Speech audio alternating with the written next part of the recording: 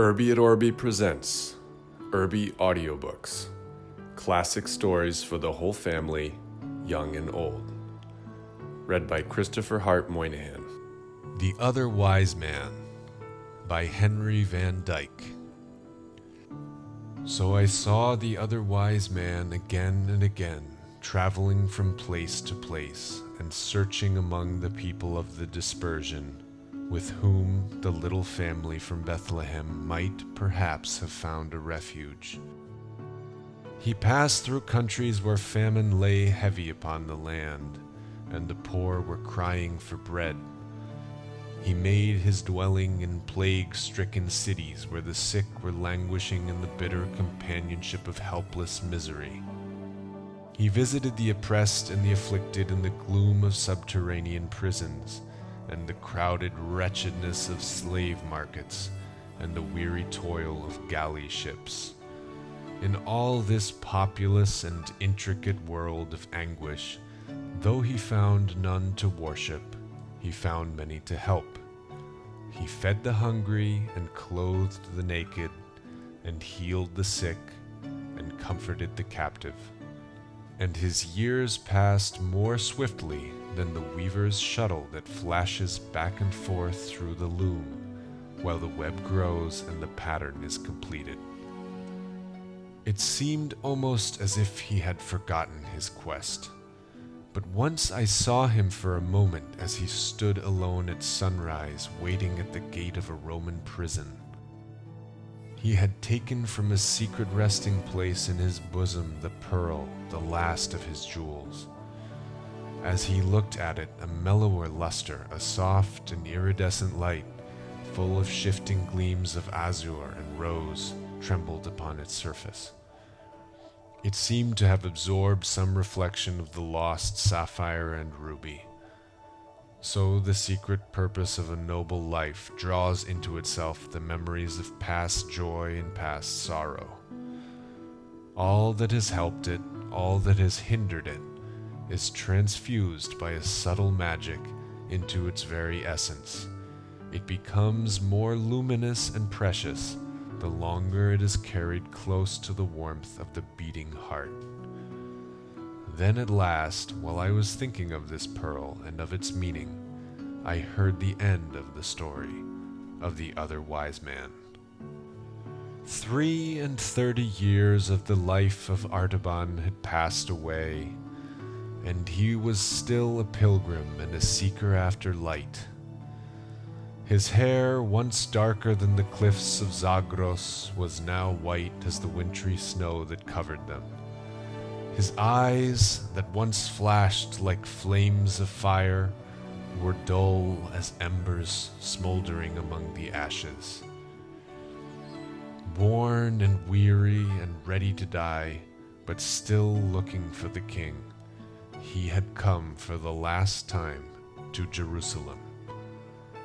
He had often visited the holy city before, and had searched all its lanes and crowded bevels and black prisons without finding any trace of the family of Nazarenes who had fled from Bethlehem long ago. But now it seemed as if he must make one more effort, and something whispered in his heart that at last he might succeed. It was the season of the Passover. The city was thronged with strangers. The children of Israel, scattered in far lands, had returned to the temple for the great feast, and there had been a confusion of tongues in the narrow streets for many days. But on this day a singular agitation was visible in the multitude. The sky was veiled with a portentous gloom. Currents of excitement seemed to flash through the crowd. A secret tide was sweeping them all one way. The clatter of sandals and the soft, thick sound of thousands of bare feet shuffling over the stones flowed unceasingly along the street that leads to the Damascus gate. Artaban joined a group of people from his own country, Parthian Jews who had come up to keep the Passover, and inquired of them the cause of the tumult and where they were going. "We are going," they answered, "to the place called Golgotha, outside the city walls, where there is to be an execution. Have you not heard what has happened? 2 famous robbers are to be crucified, and with them another, called Jesus of Nazareth, a man who has done many wonderful works among the people, so that they love him greatly. But the priests and elders have said that he must die, because he gave himself out to be the Son of God. And Pilate has sent him to the cross, because he said that he was the King of the Jews."